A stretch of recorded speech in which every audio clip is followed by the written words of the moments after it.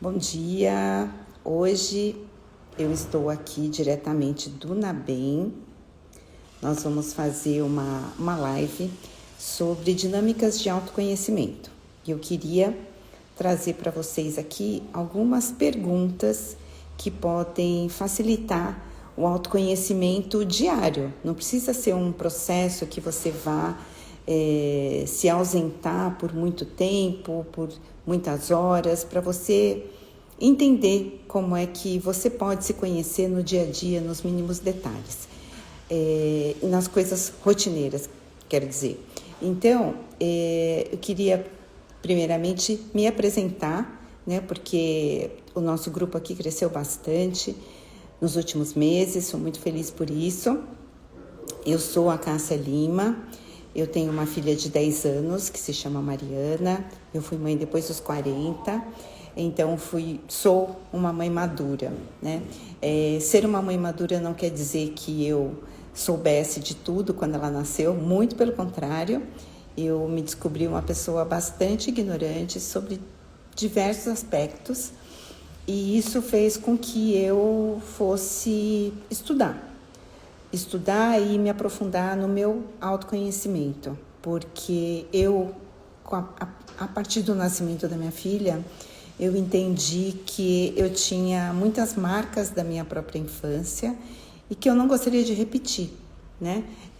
Isso não é uma crítica aos meus pais, isso é uma constatação de que se nós não tivermos, enquanto adultos, ferramentas de autoconhecimento e de mudança, fica muito complicado mudar, né? Então, eu também entendi que os meus pais repetiram muitas coisas e que talvez eles não tivessem tido a oportunidade que eu tive e tenho de me dedicar para um processo de entendimento maior sobre a vida, né? Especialmente minha mãe teve que trabalhar muito para manter os filhos, né? Se separou do meu pai muito jovem, então não tinha nem tempo para pensar sobre essas questões, né? Era uma questão de sustentar 3 crianças, se autossustentar, sustentar uma casa para poder viver. Então, eu sou muito feliz e muito grata por eu ter a oportunidade hoje de conseguir olhar para essas questões que eles não conseguiram. Então, para a gente começar a falar sobre autoconhecimento, a gente precisa pensar nas coisas básicas, né? Porque o autoconhecimento, ele não é uma ficha que cai de repente, é uma construção. Eu até trouxe para vocês hoje, para mostrar, um livro que eu peguei hoje de manhã na minha estante, né? Um livro que eu usei bastante. Eu quero mostrar para vocês, esse livro aqui se chama Não Temas o Mal. É um livro de 2 autores, Eva Pierrakos e Donavan Tessenga. Na época, isso aqui, gente, a gente está falando de 99.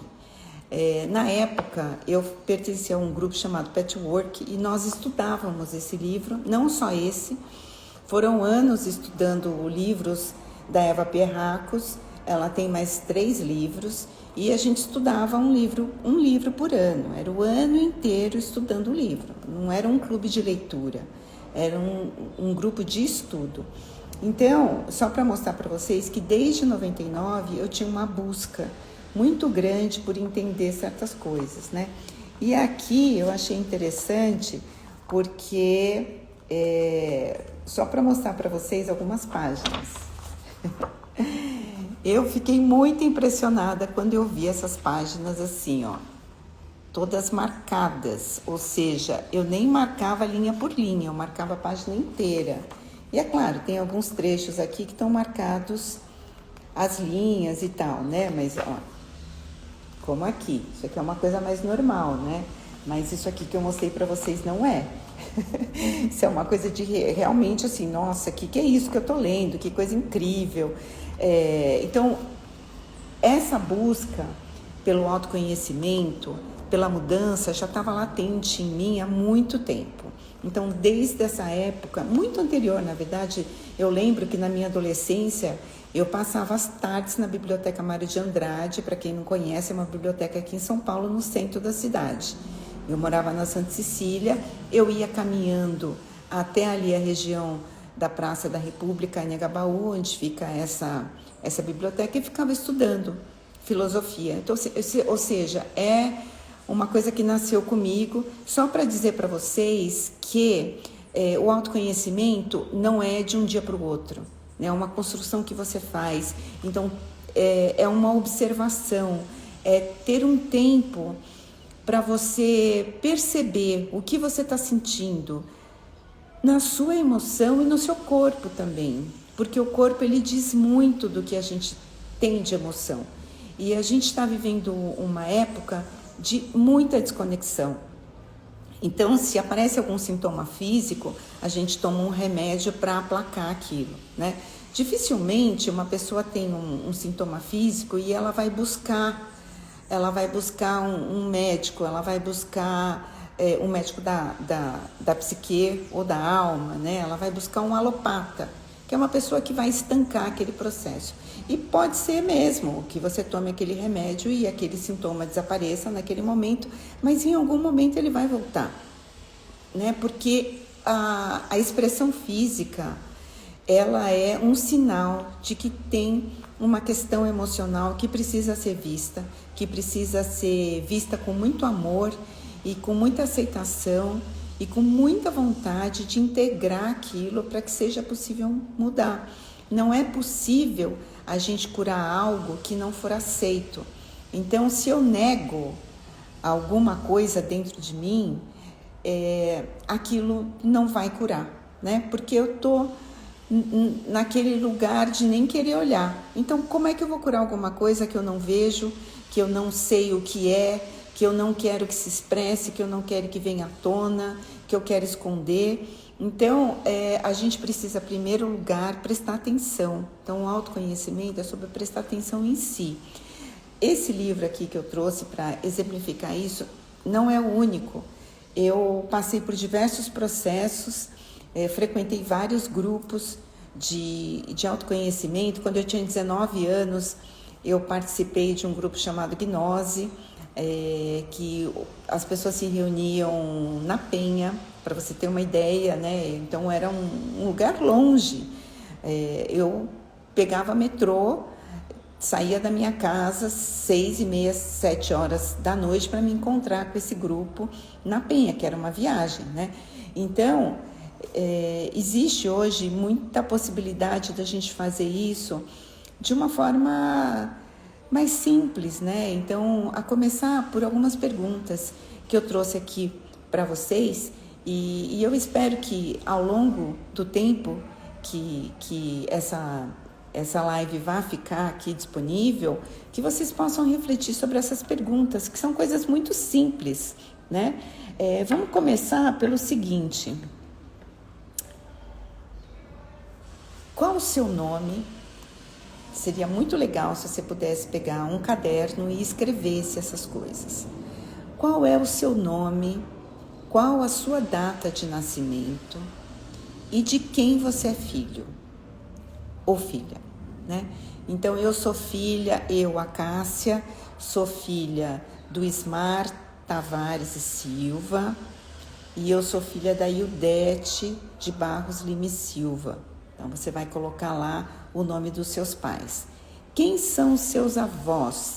Colocar lá embaixo do nome do seu pai, quem são os pais do seu pai e quem são os pais da sua mãe, como se fosse uma árvore genealógica mesmo.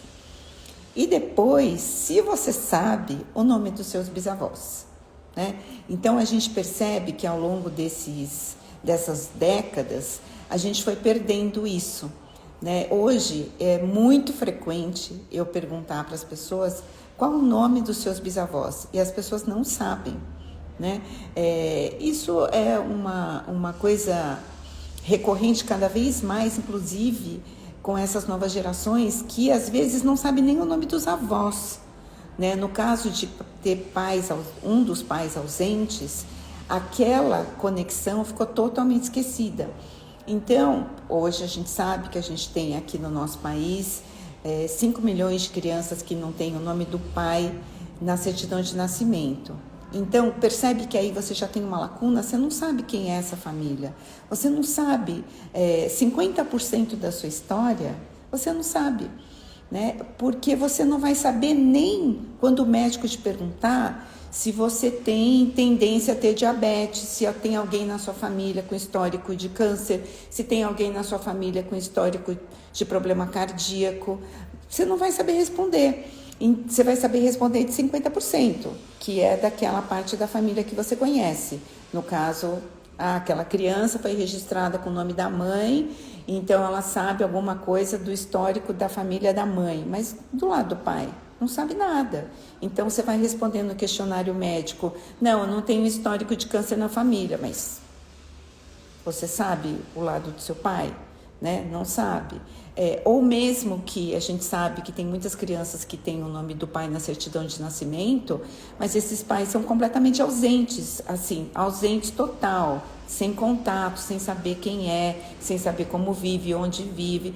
Então, de novo, você não tem a história completa da sua família. E a importância de você ter essa pessoa integrada, né, sabendo da sua história, veio da onde, por que veio. Por exemplo, a minha mãe saiu lá do Piauí, veio para cá com a gente pequeno, né, 3 crianças pequenas, depois de se separar do meu pai, né, por várias questões entre eles, e é importante que fique entre eles. Eu não tenho nada a ver com isso, né? Eu recebo os reflexos disso, mas eu não tenho parte nisso.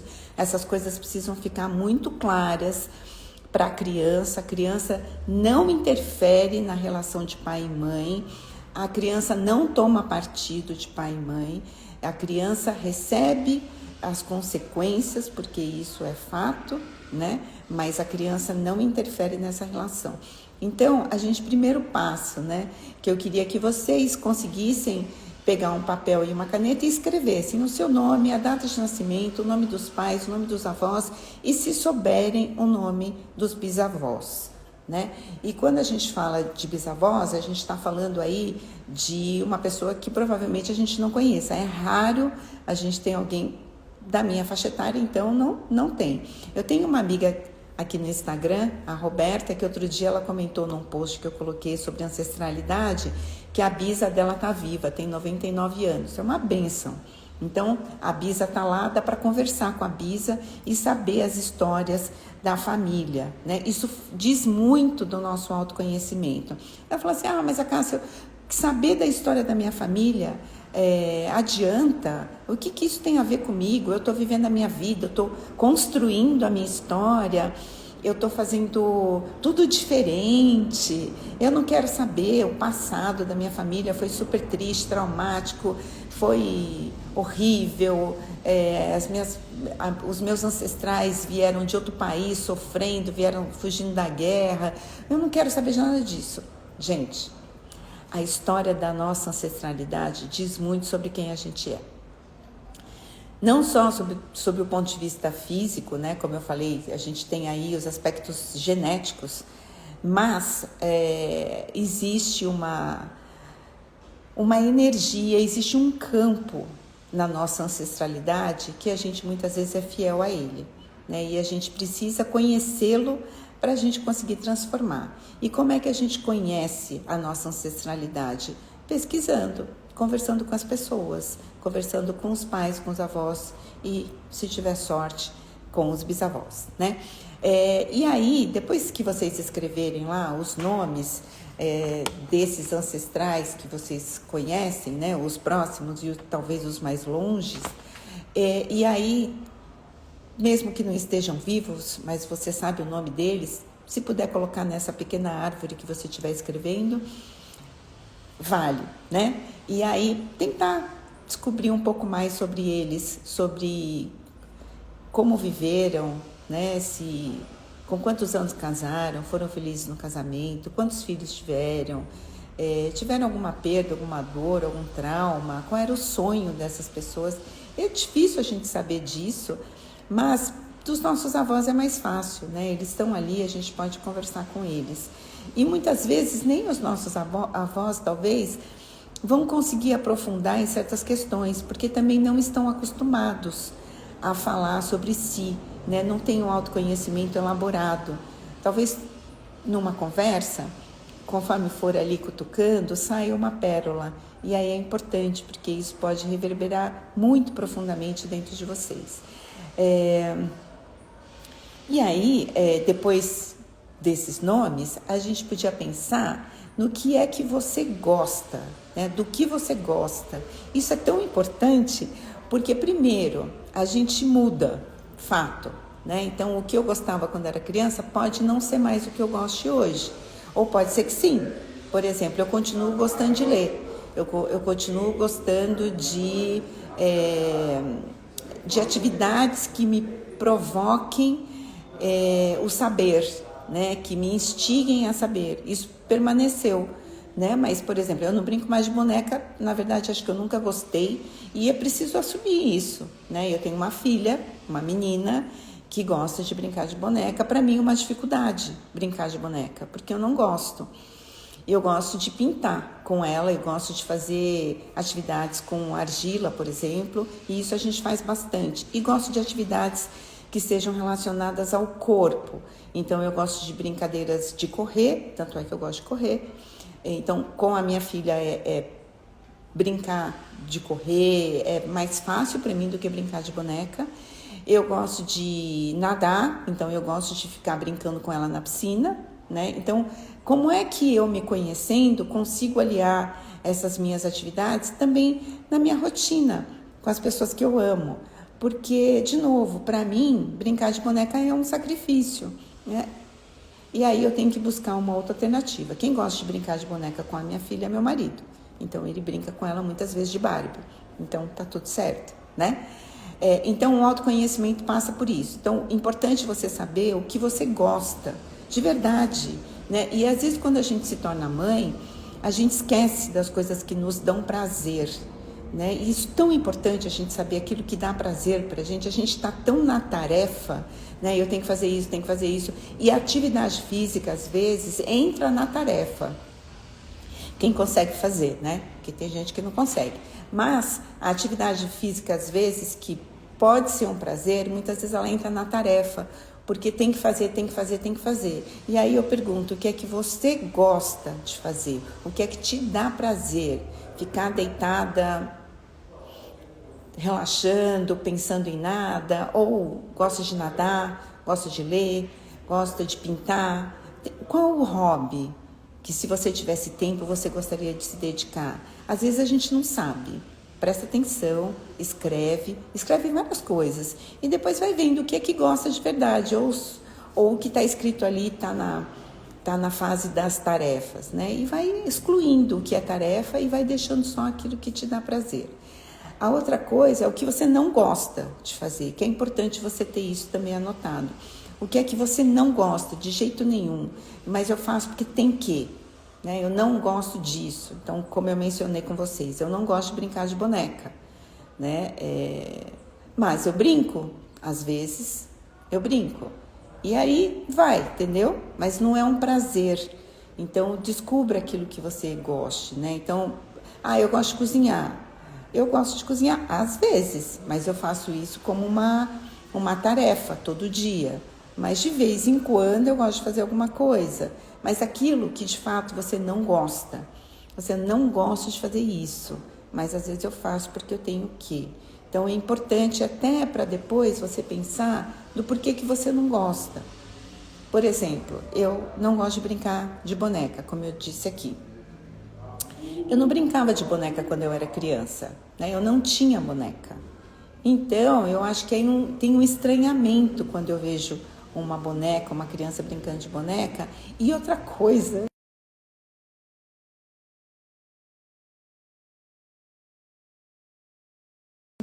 talvez não saibam, mas eu nunca quis ser mãe até ser mãe. Então, assim, nunca quis, era uma certeza na minha vida que eu não seria mãe. Então, desde adolescente eu falava isso, desde adolescente mesmo, assim, bem adolescente, não adolescente com 18, não, adolescente lá com 13, eu já falava para minha mãe que eu não queria ser mãe. E cresci falando isso, por isso fui mãe com mais de 40, porque era muito certo que eu não seria mãe. Então eu não tinha desenvolvido esse instinto materno que se expressava nas brincadeiras com boneca. Então por isso até hoje é muito difícil brincar com boneca. Então perceber o que você gosta, o que você não gosta e entender o porquê tem sempre uma raiz, né? Então só abrir um parênteses aqui, como é que isso mudou? Mudou porque o não querer ser mãe, né? Mudou quando eu entendi que eu não queria ter o tipo de maternidade que a minha mãe teve, que foi uma maternidade muito jovem, solo, porque meus pais se separaram e ela assumiu sozinha os 3 filhos, e uma maternidade que ela teve que lutar muito para sustentar aqueles filhos, as 3 crianças, com tudo que isso inclui, né, gente? A gente sabe, fez faculdade com a gente tudo pequeno. Quando a minha mãe se formou na faculdade, eu tinha 12 anos, então consegue imaginar aí a trajetória, né? Então, entender o não gostar de brincar de boneca, não tinha um instinto materno aflorado, não queria me envolver com a maternidade, porque esse modelo de maternidade, para mim, não era saudável, não tinha isso elaborado quando eu era criança, adolescente, mas quando eu cresci e quando eu olhei para isso, eu entendi o que era, e aí embarquei nessa viagem da maternidade, e hoje é a melhor viagem da minha vida, transformadora, e inclusive no meu trabalho, que hoje é a ferramenta que me mantém trabalhando, a maternidade tão potente, que transforma e que sustenta esse mundo, né? É o que sustenta o mundo, são as mães.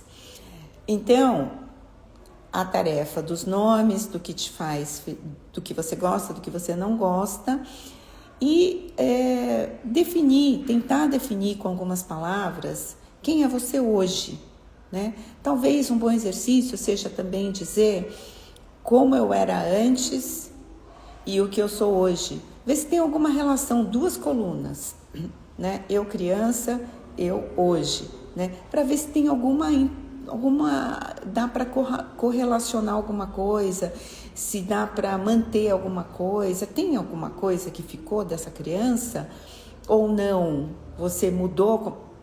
Também se falar que mudou completamente é esquisito, né? Porque a gente mantém muito da nossa criança, a gente elabora, né, com trabalhos, mas a gente mantém. A nossa criança está lá, enquanto a gente não olha para ela, cuida dela e talvez cure, porque a maioria de nós precisa de muita cura.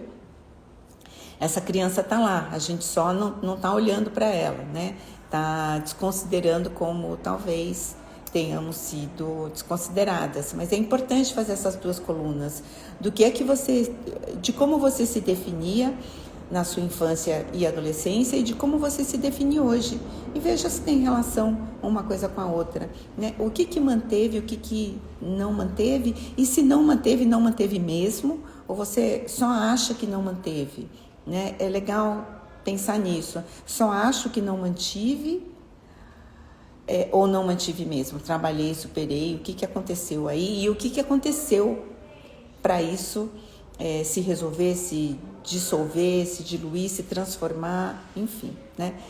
Pensar nisso. E a outra coisa, uma outra pergunta que eu acho super importante a gente se fazer, o que a gente deseja para o nosso futuro? O que a gente deseja para si?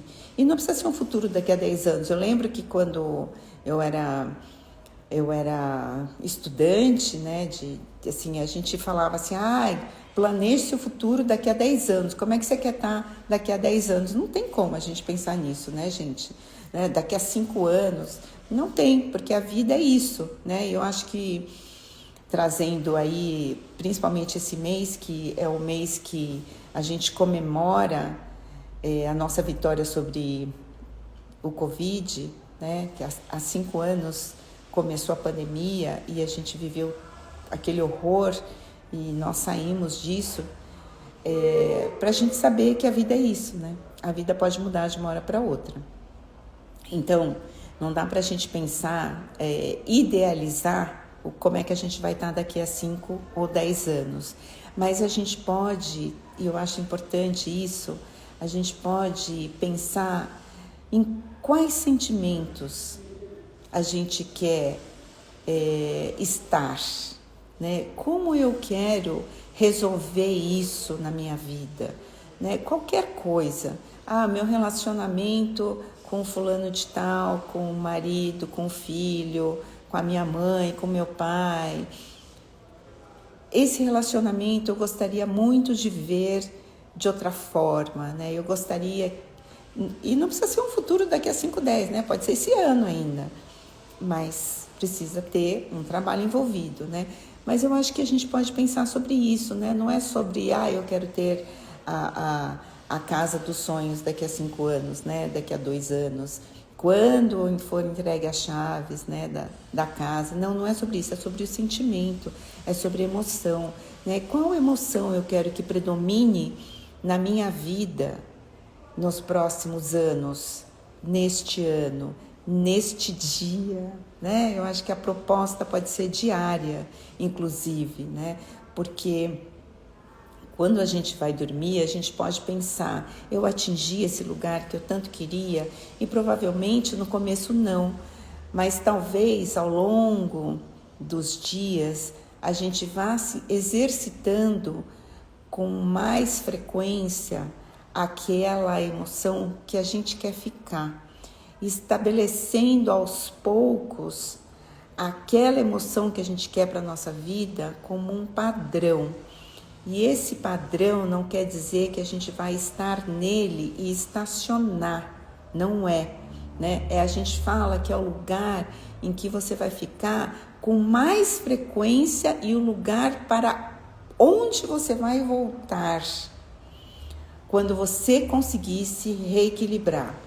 Então, o lugar que eu desejo ficar é um lugar de calma, de tranquilidade e lucidez. Esse é o padrão que eu quero para a minha vida. Isso não quer dizer que eu vou ficar 24 horas por dia nesse padrão, mas é para onde eu quero voltar. Então, é para onde eu tenho que pensar quando eu estiver saindo do meu prumo, que eu tenha a capacidade de me lembrar do lugar que eu quero estar e voltar para ele.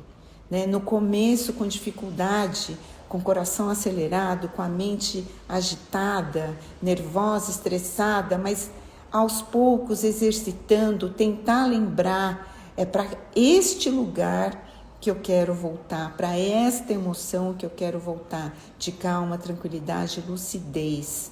Né? E é aqui que eu quero permanecer a maior parte do meu tempo, porque é onde eu fico integrada, é onde eu enxergo com clareza. Ninguém enxerga com clareza quando está estressado, né? Eu fico pensando aquela pessoa que está no trânsito, né?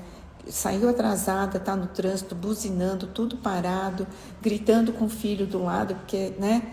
Tá vivendo aquela tensão. Onde é que está essa pessoa? Não está nela.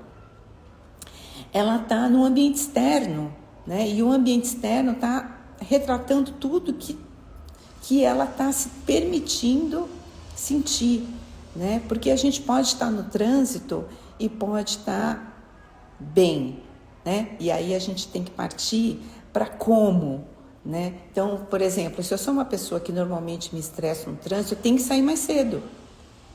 Eu tenho que encontrar estratégias e eu tenho que me planejar também para eu conseguir estar no lugar emocional que eu quero estar. Se eu quero me manter uma pessoa calma e tranquila, eu tenho que me organizar, inclusive na minha rotina, para facilitar isso, né? Então, tudo não é milagre, né, gente? Tudo é uma elaboração, tudo despende esforço e dedicação. Então, para quem é estressado no trânsito, uma sugestão é sair mais cedo. Se organizar internamente dentro de casa e não colocar na conta do imprevisto a sua pressa, né? Porque imprevisto sempre vai ter, né? Imprevisto sempre vai ter. A vida é sim, né? A vida é assim. Então, tendo posto esses pequenos exercícios, né? O último, o que eu quero para o meu futuro é pensar como eu vou reforçar nesse lugar emocional que eu quero estar, né? Hoje, amanhã, depois de amanhã, hoje com dificuldade, amanhã com dificuldade -1, amanhã, e aí vai indo, né? Para a gente chegar num lugar que é o lugar que, por me autoconhecer, eu sei que eu quero estar.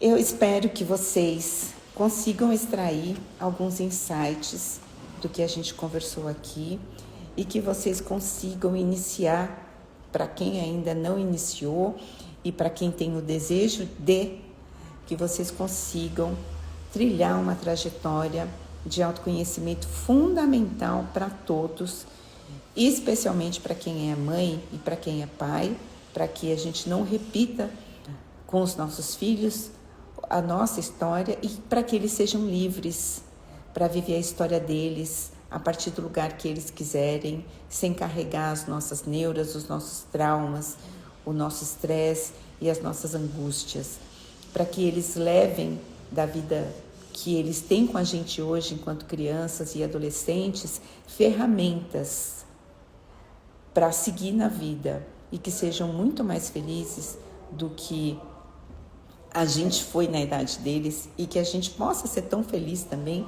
quanto a gente deseja para os nossos filhos.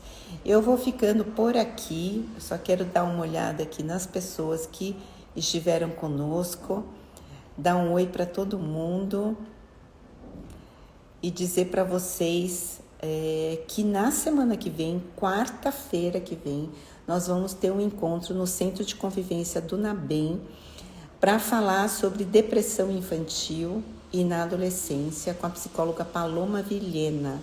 Então vai ser presencial, a gente vai colocar algumas pílulas aqui pelo Stories e ao vivo, mas quem puder estar presente vai ser muito importante falar sobre esse tema. Então quarta-feira que vem no Centro de Convivência do NABEM, na Vila Mariana, das 9 às 10 da manhã. O Centro de Convivência fica na Avenida Prefeito Fábio Prado, número 15, Vila Mariana, 9 horas. Qualquer dúvida, tem uma arte aqui, um post sobre isso, que eu postei ontem. Vocês podem dar uma olhada, tem um número de WhatsApp e vocês podem tirar mais informações por esse número. Ou aqui pelo direct, ou comentando no post. Fiquem à vontade. Participem conosco na semana que vem. Um grande beijo, um ótimo dia, com muito autoconhecimento e amor para vocês.